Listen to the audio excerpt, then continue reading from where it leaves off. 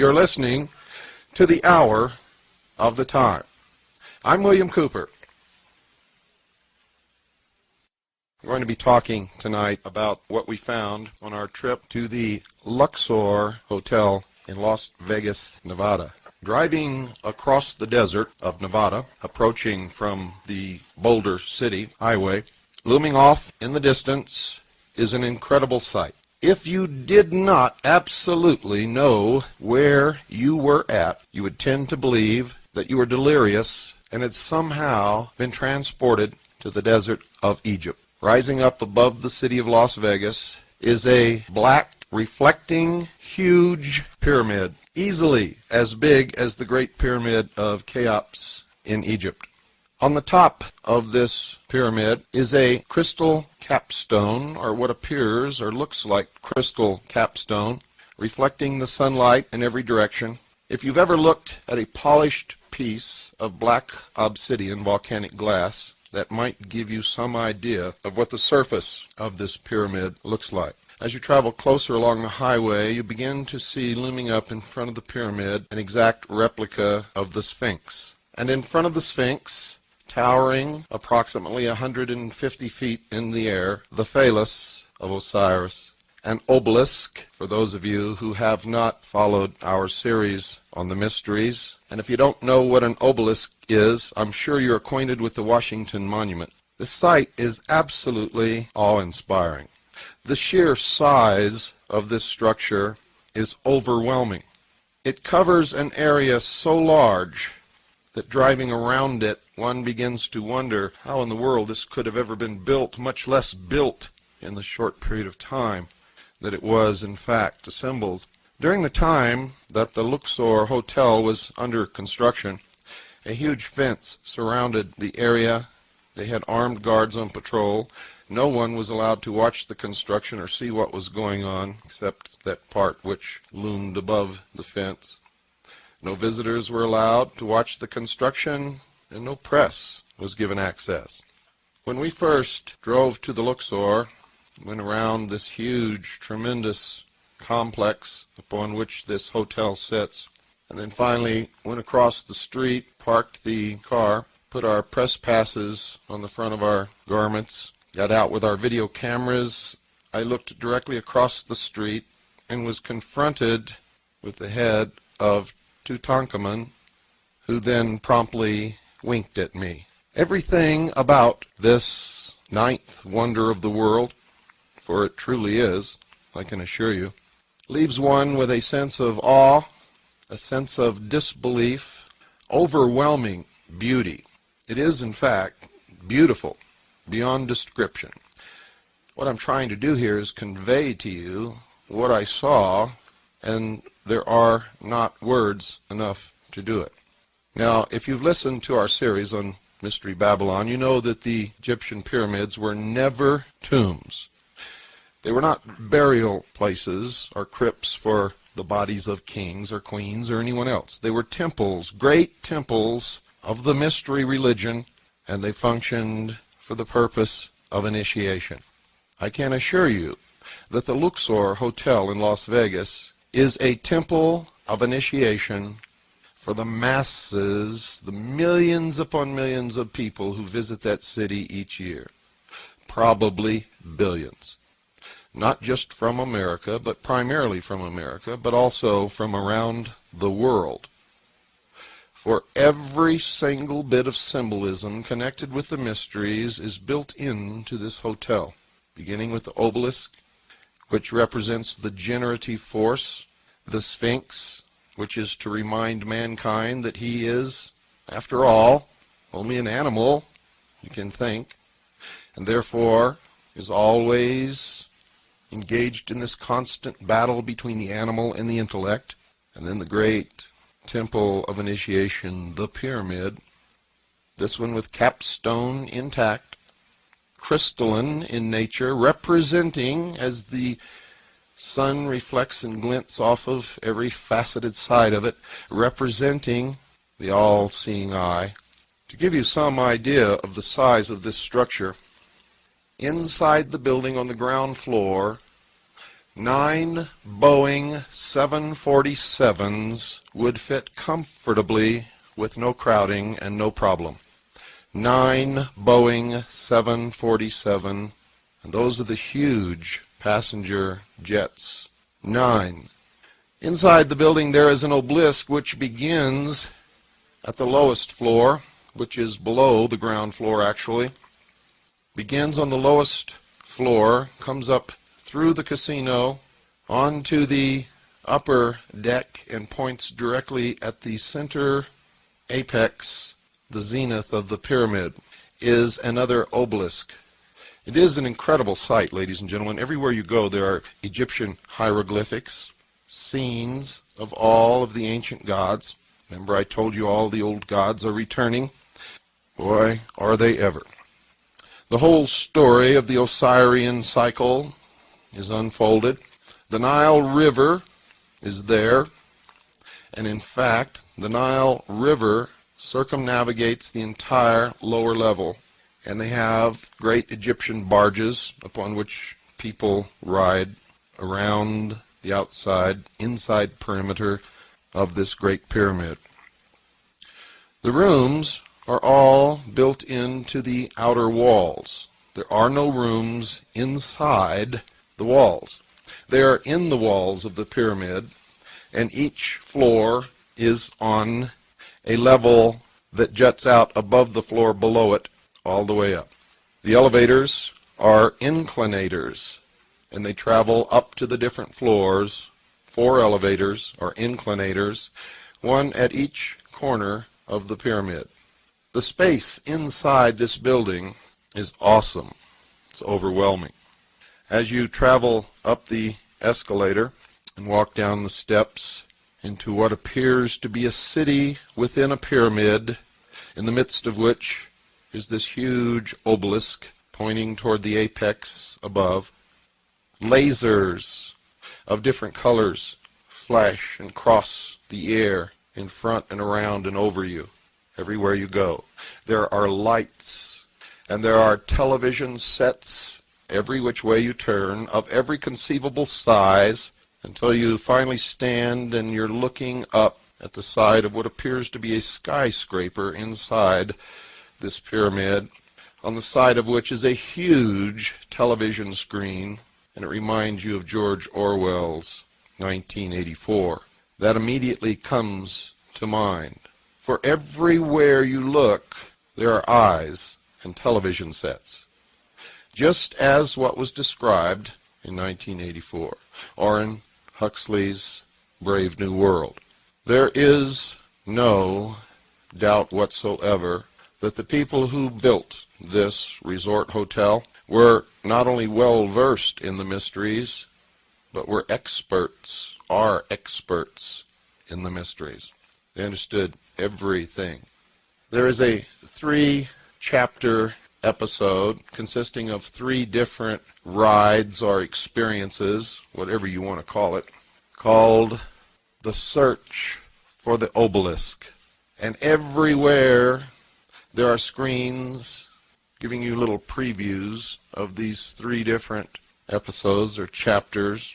And you need 3 different places to go to experience this over a period of time. And they are urging you to come join the quest. If you read my book, and if you've paid attention during the mystery series broadcasts of the Hour of the Time, you know that at the heart and soul of all of what's happening in the world is the order of the quest. Benjamin Franklin talked about the order of the quest. He, in all actuality, was a member of the Order of the Quest. He was also a Freemason. He was also the Grand Master of the Lodge of 9 Muses.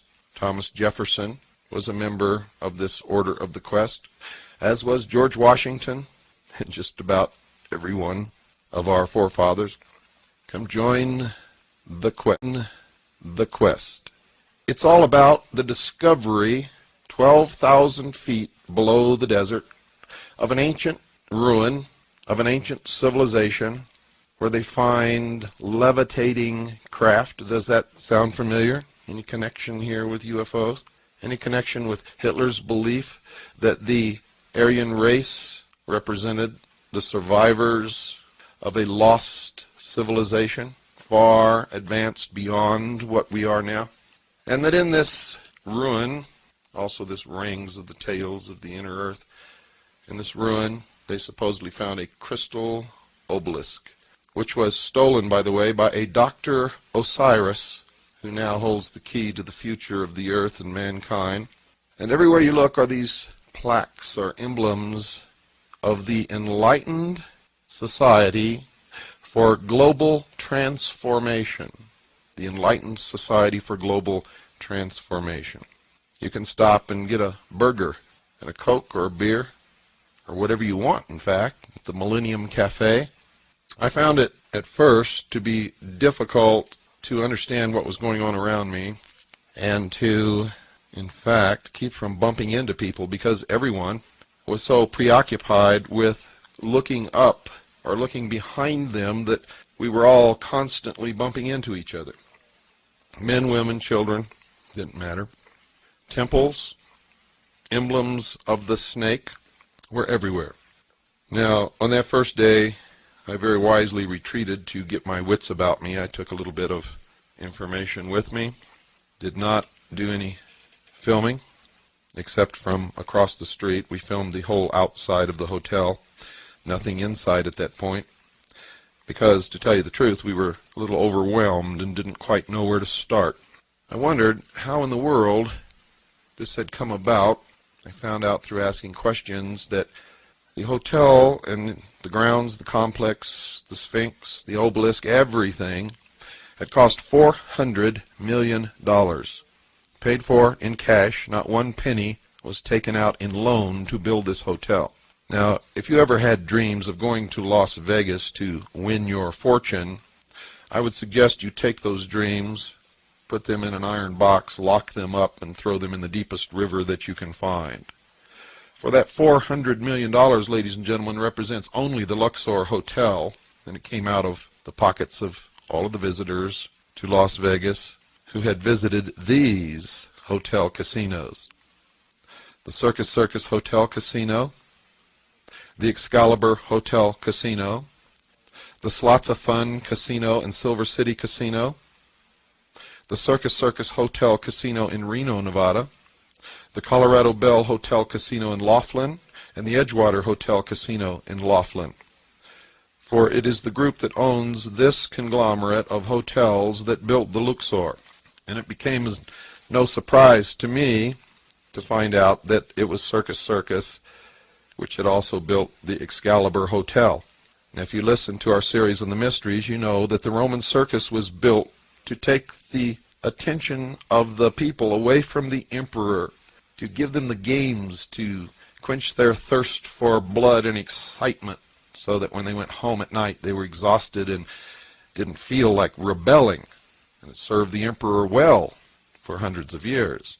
So they built the Circus Hotel in Las Vegas, and then they built the Slots of Fun Casino, the Circus Hotel Casino in Reno, the Colorado Bell Hotel Casino in Laughlin, the Edgewater Hotel Casino in Laughlin, and then they went back to their theme and built the Excalibur Hotel in Las Vegas, which has to do all about the legend of King Arthur and the search for the Holy Grail, another quest.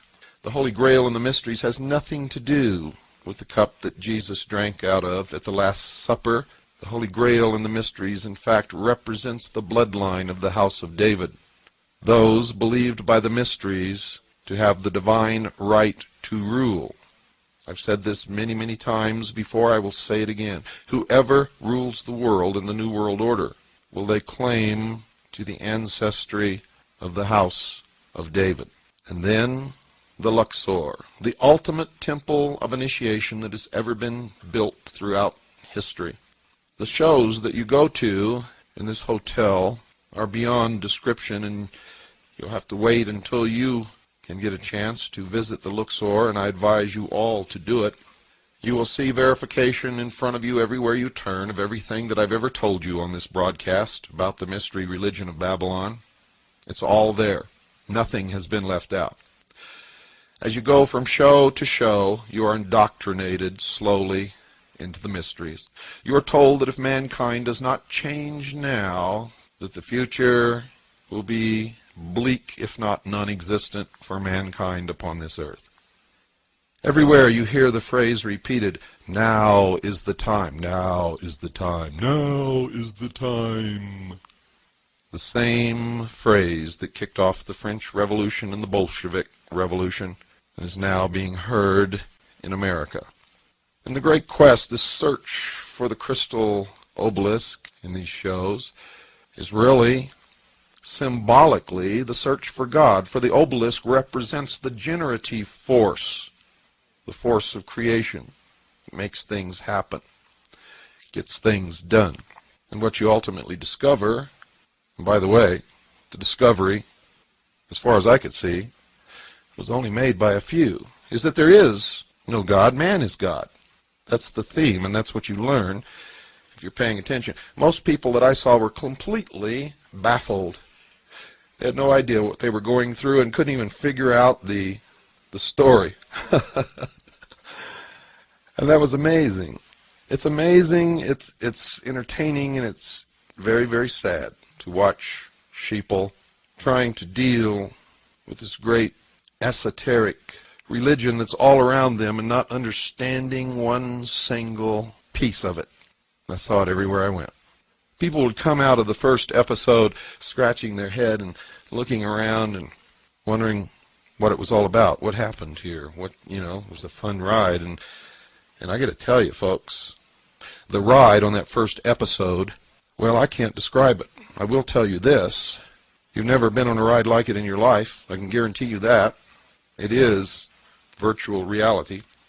And by the way, they have a virtual land there where you can pilot an F-14 Tomcat if you want. And I mean, when it goes up, you go up. If you do a flip, if it does a flip, you do a flip. And you're in that cockpit, and you take off, and you land, or you crash, or you go straight up until you stall and fall back down to the earth. This is an incredible place. When I did the episode, when I explained to you the meaning of 2001, in that movie there was an obelisk, a monolith, a stone, black, remember? Smooth, shiny, everything was reflected in it. And remember when the astronaut went out to investigate it, he couldn't find an opening and finally pulled up a piece of it, looked inside, and there was another universe.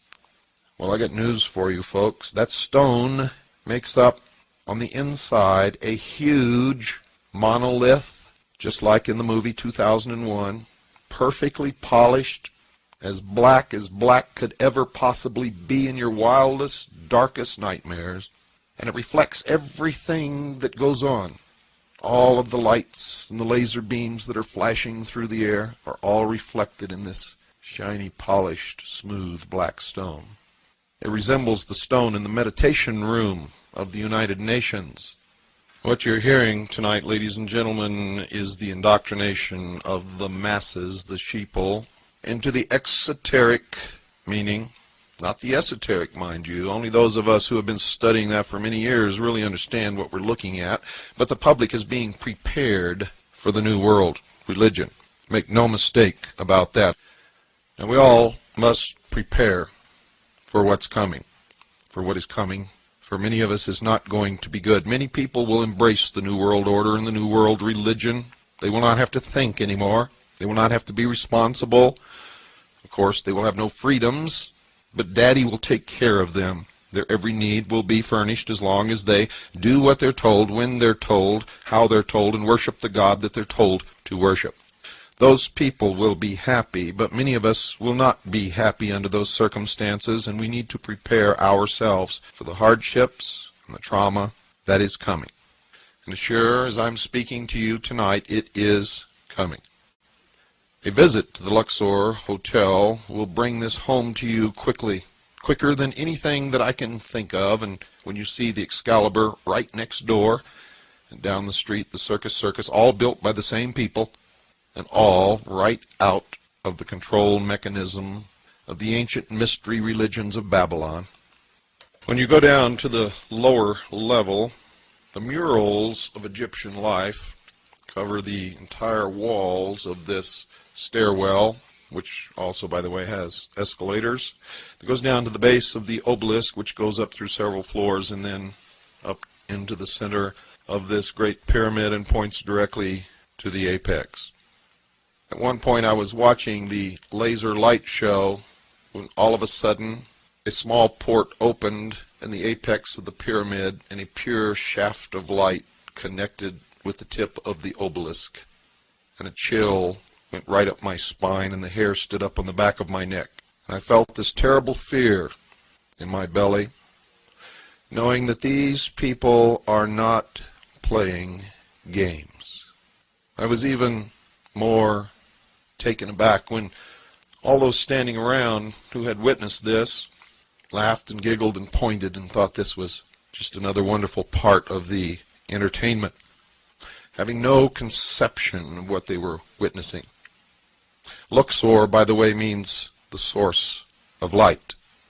When I went down into the very lowest level, there is a shop there called The Source, with all kinds of Egyptian paraphernalia, books on the translation of the different hieroglyphics and papyrus that have been found throughout Egypt, on the monuments in the tombs, on the pyramids, the translations of the different stelae, including the Metternich stele, which the stele group is named after. Next to that is a museum. There's a complete reproduction of Tutankhamun's tomb. Then I began to see these photographs of dancing girls and men in chariots, and these were photographs. These were not paintings or prints. These were photographs. And then I saw double doors above which the words theater was displayed. Again, pinned on my press pass, went through those doors, and down in the bowels of this huge, gigantic pyramid was a recreation of the Roman circus. And at night they have huge pageants. The one that's advertised is called the Winds of the Gods. The Winds of the Gods. And at one point, the wall of this huge, tremendous circus, in which you could place a football field, opens up, and they create the Nile River running through this auditorium. Everywhere there are people who will answer your questions, and if you take the boat ride on the tour of the Nile, you will see recreations of all the great monoliths of Egypt, and they will tell you the story of the Osirian cycle, of Nut and her children, Isis and Nephthys, Osiris and Set. And at one point you will see the guardian of the secrets of the universe displayed upon the wall. If you don't look up high, you won't see it. The only other place you see it is in the first episode of The Search for the Obelisk. This creature has the exact same facial characteristics and the exact same eyes as the supposedly alien creature on the cover of Whitley Strieber's book, Communion. I told you, actually years ago, when I first began my lecture tours, and all during these radio broadcasts, that all of these things are tied together. They are linked, just as your toe is linked to your head. You may look at your toe and say, that's a toe, it has nothing to do with my head, until you try to cut it off, and then you will find very quickly that it has everything to do with your head.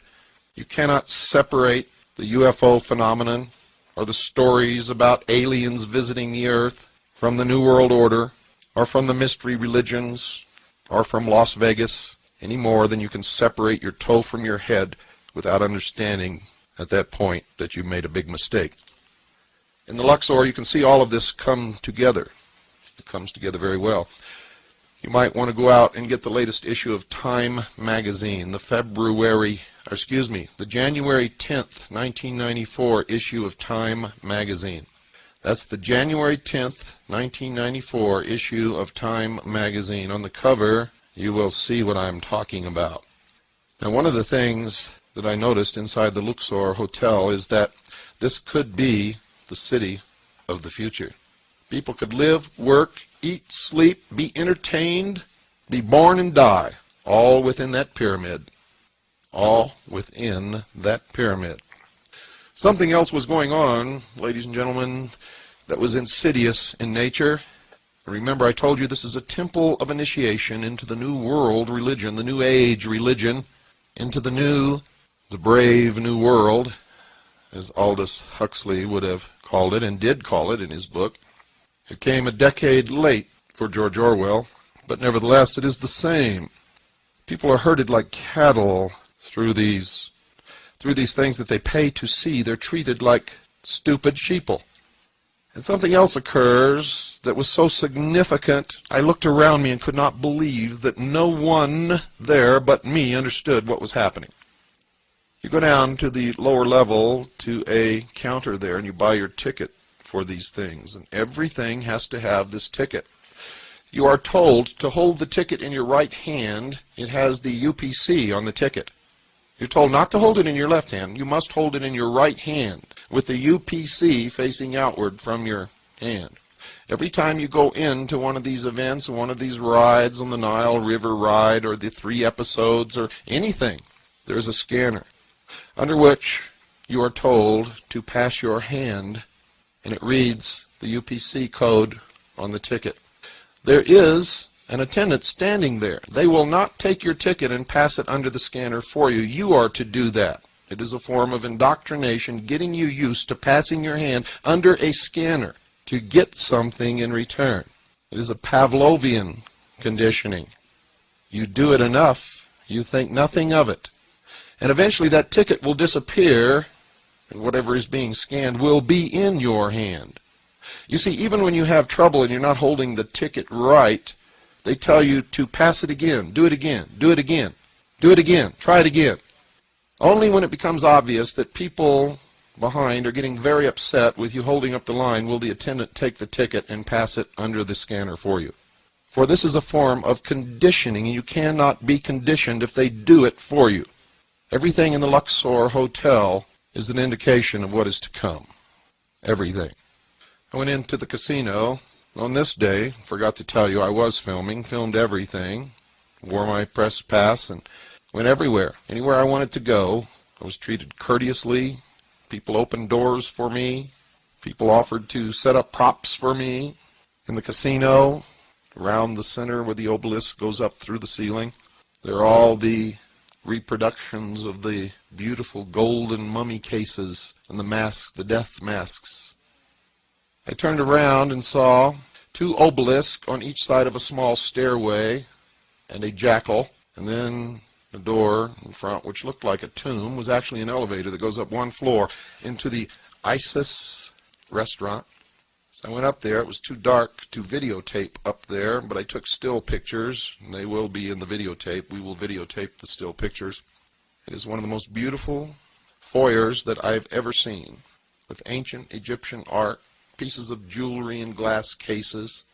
On each side of the entryway into the actual restaurant are these huge stone reproductions of Egyptian gods. There are brass, they look like gold, and they may be gold-leafed, snake heads on the ends of all the furniture, cobra. Inside, in a glass case with a beam of light shining directly down on it, is a statue of Isis in all her glory.